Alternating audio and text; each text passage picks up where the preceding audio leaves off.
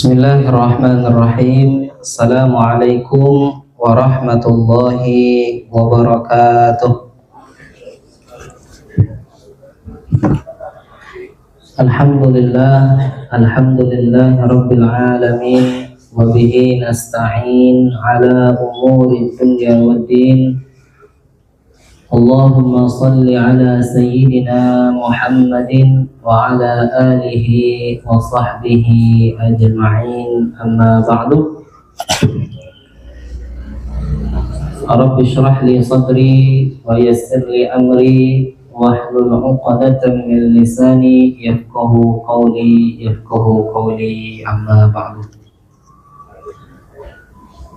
Hadirin jamaah Masjid Al-Hama yang dimuliakan oleh Allah Subhanahu wa Ta'ala, marilah kita bersyukur kepada Allah Subhanahu wa Ta'ala atas segala limpahan nikmat yang Allah berikan kepada kita dengan mengucapkan Alhamdulillahirabbil alamin. Kemudian sholawat serta salam kepada baginda Nabi besar Muhammad sallallahu alaihi wasallam dengan mengucapkan Allahumma salli wa sallim ala sayyidina Muhammad wa ala ali sayyidina Muhammad. Semoga kiranya kita diakui oleh Rasulullah sebagai umatnya dan kelak diberikan syafaatnya. Amin ya rabbal alamin. Baiklah, pada perjumpaan kita sore hari ini, sore yang berkahi oleh Allah Subhanahu wa Ta'ala, insyaallah kita akan melanjutkan kajian tentang kitab Qawaidul Quraniyah, yaitu masuk ke kaidah selanjutnya, inna akramakum indallahi atqakum. Sesungguhnya orang yang paling mulia di antara kamu di sisi Allah ialah yang paling bertakwa di antara kamu.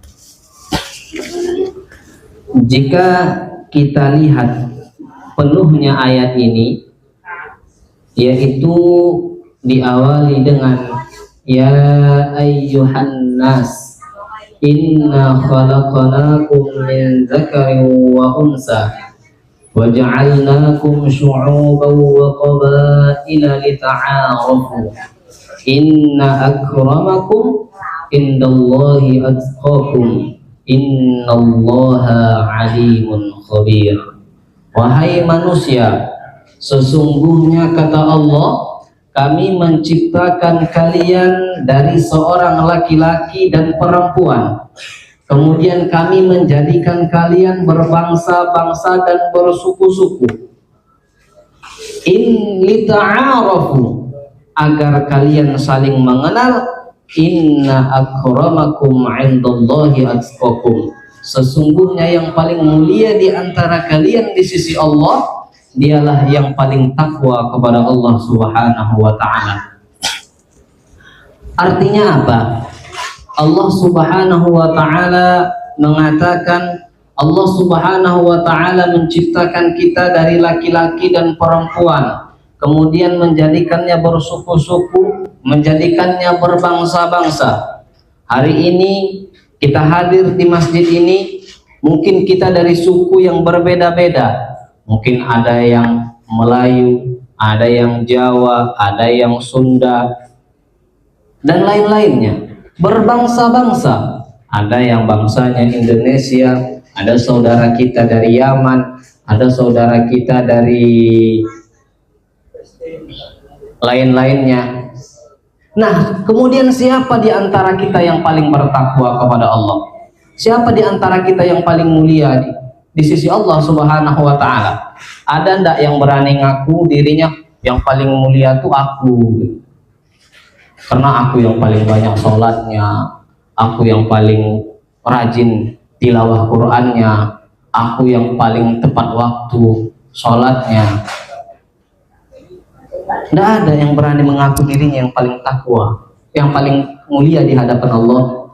Kenapa? Karena yang paling mulia di hadapan Allah adalah orang-orang yang paling bertakwa. Maka takwa ini adalah sesuatu yang amat sangat penting. Makanya takwa, wasiat takwa itu menjadi salah satu rukun di antara rukun khutbah. Makanya setiap khotib yang naik ke mimbar itu pasti tidak pernah lupa menyampaikan wasiat takwa. Andai kalau khotib lupa menyampaikan wasiat takwa, batal khutbahnya. Kenapa? Karena dia rukun khutbah, saking pentingnya takwa. Kenapa? Karena takwa inilah nanti bekal yang akan kita bawa menghadap kepada Allah Subhanahu wa taala. Wa tazawwadu, berbekallah kalian, kata Allah. Fa inna khairaz zadi at-taqwa, karena sesungguhnya sebaik-baik bekal yang akan kalian bawa menghadap Allah adalah ketakwaan.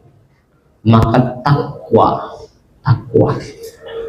orang yang paling mulia di sisi Allah adalah orang yang paling bertakwa. Bekal yang paling baik kita bawa menghadap Allah adalah takwa. Maka Islam itu memandang seseorang bukan dari casingnya, bukan dari covernya. Karena banyak orang yang kita lihat penampilannya biasa-biasa saja, orangnya sederhana, ternyata dia orang yang paling mulia di sisi Allah Subhanahu wa taala. Tapi banyak orang yang pakaiannya wow, mewah-mewah, ternyata Islam tidak memandang dari casing. Maka kata Rasul sallallahu alaihi wasallam, "Innallaha la yanzuru ila suwarikum wa ajsamikum." Allah itu sesungguhnya tidaklah memandang seseorang itu dari penampilannya, tidak memandang seseorang itu dari tampangnya, gantengnya, cantiknya, tampannya, rapinya bajunya, mahalnya pakaiannya, bajunya yang mewah-mewah, tidak. Tetapi yang dipandang oleh Allah Subhanahu wa taala, ila qulubikum wa a'malikum, hati dan amalnya. Maka diceritakan di dalam kitab Durratun Nasihin bahwa di masanya Nabi Musa ada seseorang yang pekerjaannya tidak mewah, pekerjaannya tidak pejabat, pakaiannya biasa-biasa saja, tapi ternyata dialah orang yang menjadi temannya Nabi Musa di surga. Maka ketika Nabi Musa alaihissalam dikabarkan oleh Allah Subhanahu wa taala bahwa nanti dia akan masuk surga bersama si fulan, kerjanya di sini, rumahnya di sini. Akhirnya sama Nabi Musa dilihatlah orang tadi. Ternyata setelah dilihat tidak meyakinkan. Kerjanya apa? Tukang potong daging. Tukang potong daging di pasar. Selesai habis dagingnya dijual, disisihkannya sedikit, kemudian daging tadi dibawanya pulang ke rumah. Setelah daging tadi dibawanya pulang ke rumah, dicucinya, dipotongnya kecil-kecil, kemudian dimasaknya. Setelah dimasaknya, ternyata pemuda ini, orang ini tadi, dia memiliki seorang ibu yang sudah tua renta. Setelah dimasaknya, dimakan, disuapkannya kepada ibunya. Maka setelah disuapkannya kepada ibunya, ibunya berdoa kepada Allah. Apa kata ibunya?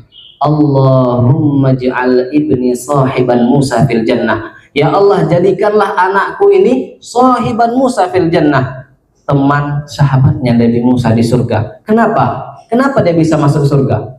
Bukan karena penampilannya yang mewah, bukan karena kerjanya yang bergengsi, bukan karena pergaulannya yang dengan gaul dengan orang-orang yang hebat, tidak. Tapi kenapa? Karena takwanya kepada Allah dan baktinya kepada kedua orang tuanya, sehingga dia menjadi temannya Nabi Musa di surga. Apa yang dilihat? Takwanya. Kita lihat pula para sahabatnya Rasul sallallahu alaihi wasallam. Bilal bin Abi Rabbah, orangnya ya Allah, kalau kita lihat fisiknya, orangnya hitam, orangnya gemuk, tapi menjadi penghuni surga, menjadi termasuk salah satu di antara 10 orang yang mendapatkan kabar gembira bahwa akan masuk ke dalam surga. Kenapa? Karena takwanya kepada Allah. Bahkan Bilal bin Abi Rabah sebelum dia masuk ke surga, sebelum dia meninggal, Rasulullah SAW bermimpi bahwa dia mendengar suara terompahnya, suara sendalnya Bilal bin Abi Rabah di surga, menunjukkan betapa mulianya dia di sisi Allah. Kenapa? Karena ketakwaannya kepada Allah Subhanahu wa taala. Maka hadirin yang dirahmati oleh Allah Subhanahu wa taala, mari mulai sekarang kita tingkatkan kualitas ketakwaan kita kepada Allah Subhanahu wa taala. Mumpung masih ada sekitar 20 hari lagi Ramadan, perbanyak amal ibadah kepada Allah. Apakah itu dengan tadarus Al-Quran? Kalau bisa setiap malamnya kita tidak pernah alfa, tidak pernah ketinggalan tarawihnya, tidak pernah bolong tahajudnya.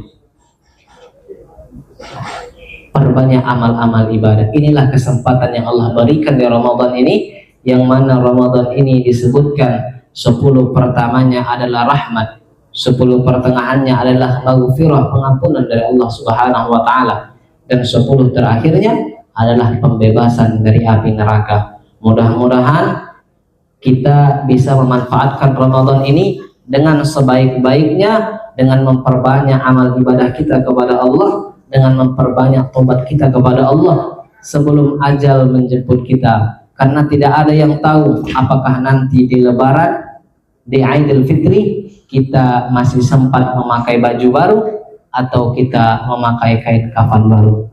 Mudah-mudahan yang sedikit ini bermanfaat bagi kita semua. Terima kasih atas segala perhatian, mohon maaf atas segala kekurangan. Masih ada sisa sekitar 4 menit lagi untuk berbuka. Mari kita isi dengan memperbanyak doa, karena ini adalah salah satu tempat mustajabnya doa. Mudah-mudahan yang sedikit ini bermanfaat bagi kita semua. Assalamualaikum warahmatullahi wabarakatuh.